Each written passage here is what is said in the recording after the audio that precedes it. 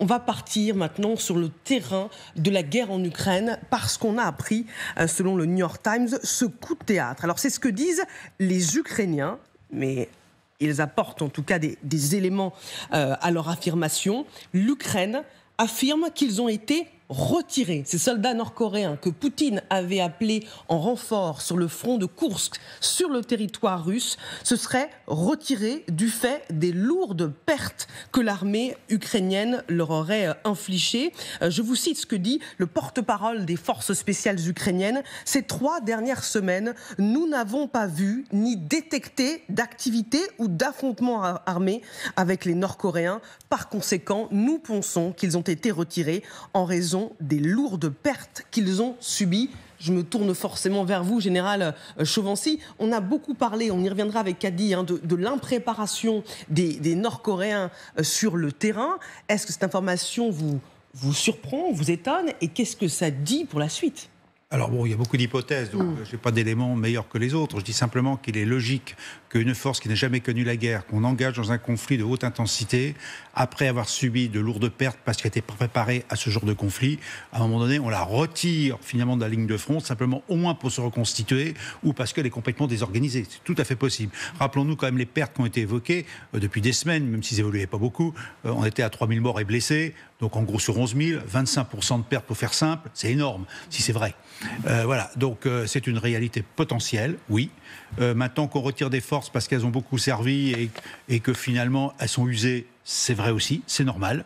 Alors maintenant, la réalité des forces coréennes sur le terrain, je suis incapable de vous la donner, puisqu'on n'a même pas été capable à la date d'aujourd'hui de nous dire comment elle était constituée. Quand vous dites 11 000 hommes, ça ne veut rien dire. C'est quoi derrière ? C'est des fantassins, c'est des blindés, c'est de l'artillerie, c'est une force organisée, il y a des bataillons, il y a des brigades, on n'en sait rien. On ne sait qu'avec des hommes. Bon, il y a des hommes qui sont morts, on a pas mal d'images qui circulent sur les réseaux. Beaucoup de soldats coréens, enfin beaucoup étant relatif, c'est les images qu'on nous montre, sont morts, très bien. Alors maintenant qu'il y a une usure au combat, c'est normal. Et quand on voit tout ce qui se passe depuis 3 ans sur le champ de bataille, on voit bien que l'usure est énorme.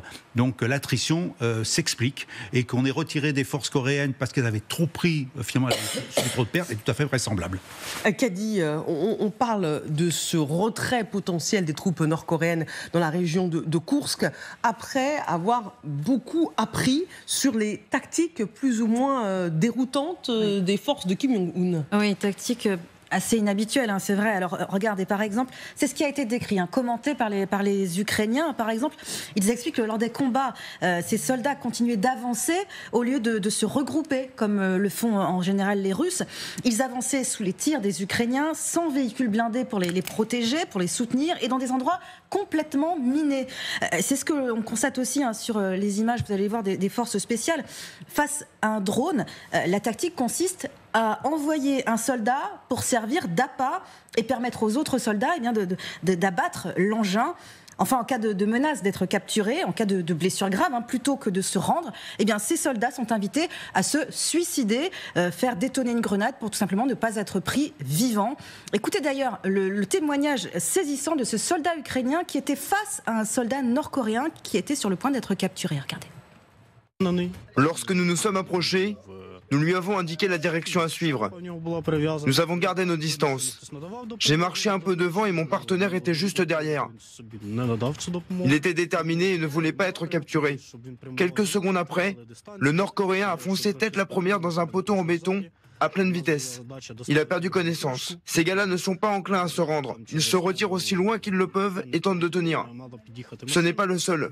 Nos camarades nous ont raconté des histoires de soldats nord-coréens qui se sont fait exploser lorsqu'ils ne pouvaient plus reculer.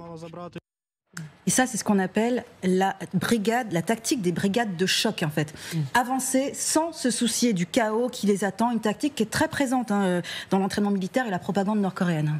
Kadi, ceci explique donc le bilan élevé des potentielles pertes ? Oui, c'est ce que vous évoquiez tout à l'heure, un bilan communiqué par les Ukrainiens qui estiment que la moitié de ces soldats nord-coréens auraient été blessés ou tués, ce que vous évoquiez en général à l'instant. Selon les experts d'ailleurs, l'intégralité du contingent nord-coréen pourrait être tué au combat d'ici la mi-avril 2025. C'était selon nos prévisions par rapport à ce dont on parlait. Pour les renseignements nord-coréens, justement, Pyongyang considère que ces pertes sont tout simplement le prix à payer. Si on va à la guerre, on doit en payer les pots cassés, c'est pas pour limiter les pertes, c'est comme ça qu'ils réfléchissent. On a l'impression qu'ils sont venus ici spécialement pour mourir et ils le savent eux-mêmes. Ça, c'est ce que déclare un commandant ukrainien du pôle Antou, qui était cité par nos confrères du New York Times. Par ailleurs, il y a un élément aussi intéressant que déclare un haut responsable de la défense américaine, que si la moitié des Nord-Coréens ne pouvaient plus servir à Koursk, des renforts étaient prévus. C'est ce qui avait été déclaré par les États-Unis, des renforts qui étaient censés arriver dans les 2 mois qui viennent. Mais oui, c'est ça. Merci beaucoup, Kadi, pour ce rappel. Gallagher, vous avez toujours été un peu sceptique sur ce renfort nord-coréen. Qu'est-ce que vous dites aujourd'hui ? J'ai la même attitude et le même regard, et ça a été très bien expliqué par le général Chauvency à l'instant. Les éléments dont on dispose depuis le début de cette histoire sont extrêmement limités, les informations difficiles à vérifier de manière indépendante. En revanche, ce qui reste factuel et objectivement vérifiable, c'est qu'il y a un enjeu informationnel absolument colossal autour de ce spectre. Et je parle de spectre parce que c'est très difficile à documenter. Quand vous avez une force aussi restreinte que cela, c'est pas évident de prouver qu'elle est effectivement là. La capture des prisonniers nord-coréens mise en avant par le président Zelensky, très, très personnellement, révélait en fait la très haute valeur ajoutée que ce moment pouvait représenter pour l'Ukraine, qui est à la source de ce qu'on est en train de commenter. Il faut comprendre, et c'est normal, qu'il y a aussi une bataille qui se déroule dans le champ informationnel, et donc il ne faut pas prendre pour argent comptant ce que des sources anonymes du côté ukrainien expliquent. Moi, je me pose 2 questions. D'abord, qui prendrait, j'utilise le conditionnel comme vous, l'ordre de retirer ses troupes et pour quelles raisons ? On a plusieurs acteurs. Kim Jong-un, qui a 1 200 000 hommes sous les drapeaux. Bon, mettons qu'il y en ait 15 000, il en perd la moitié. Est-ce que c'est un coût humain trop élevé avec son petit cœur qui bat ? Il dit c'est vraiment trop triste. Je suis là aussi sceptique. Est-ce que c'est parce que ça nuit à sa réputation et à l'image qu'il peut se faire de sa capacité à dissuader les ennemis de manière conventionnelle ? Possible. Est-ce que c'est Vladimir Poutine qui décide que finalement le coût et la valeur ajoutée est trop faible par rapport à ce qu'il en attendait ? Pourquoi ? Parce que Vladimir Poutine, il est quand même informé par des services qui lui disent « Dis donc, vous savez que le fait d'avoir des Nord-Coréens à nos côtés, ça commence à inspirer les pleutres qui y a en face et qui se disent « Mais pourquoi est-ce que nous, on n'enverrait pas des hommes aux côtés des Ukrainiens ? Ce serait un effet miroir. Et quel argument pourrait-on leur opposer alors que nous avons nous-mêmes, certes sur notre sol, des alliés qui se battent à nos côtés. Donc on est en train d'anesthésier, j'allais dire, un argument qu'on avait potentiellement pour les accuser d'être eux, les belligérants, les co-belligérants, et qui entraînent l'escalade du conflit. Donc il y a beaucoup d'incertitudes, c'est très difficile. Le général Chauvency a aussi utilisé un terme qui m'a fait réagir, la logique. Et il se trouve que jusqu'ici, on a eu beaucoup de mal à identifier la logique de ce qui se passait du côté russe. Ce qui ne veut pas forcément dire que ce qu'ils font est illogique, mais qu'ils s'inscrivent dans une logique qui est différente de la nôtre. Et dernièrement, et ça a déjà été dit, mais je le redis, attention aux termes qui sont utilisés. Ils seraient retirés, mais pas de manière permanente. Oui. Donc il y a peut-être une manœuvre qui les verrait réapparaître différemment ou ailleurs, dans un autre contexte. Donc c'est un moment cristallin, mais qui est... comme beaucoup de ceux qu'on a couverts, passionnants, tant les enjeux sont... Oui, il faut être très prudent, parce que cette guerre en Ukraine nous a habitués au rebondissement. Qu'en pensez-vous, Magali ? Il y a une chose très factuelle, c'est que ces Nord-Coréens, s'ils ont vraiment été envoyés sur le front, c'était pour reprendre aux Ukrainiens la poche de Koursk.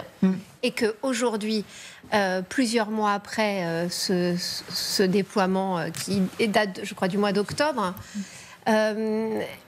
on voit bien que les Ukrainiens, certes, ont vu leur poche sur le territoire russe diminuer, mais ils la tiennent encore.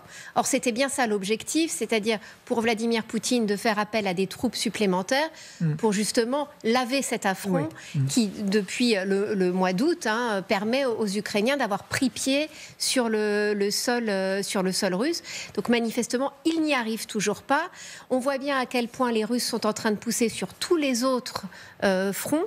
Ils essayent, dans cette poche de Koursk. Et pour le moment, ils en ont repris globalement la moitié, mais ils n'arrivent pas à réduire complètement cet affront et à repousser les Ukrainiens de l'autre côté de la frontière. Alors on voit qu'il y a énormément de frappes, notamment dans cette région de Soumy, qui est la région miroir en fait côté ukrainien, pour essayer justement de couper l'approvisionnement de ces troupes ukrainiennes qui ont pris pied sur le sol russe. Mais pour le moment, l'Ukraine tient encore.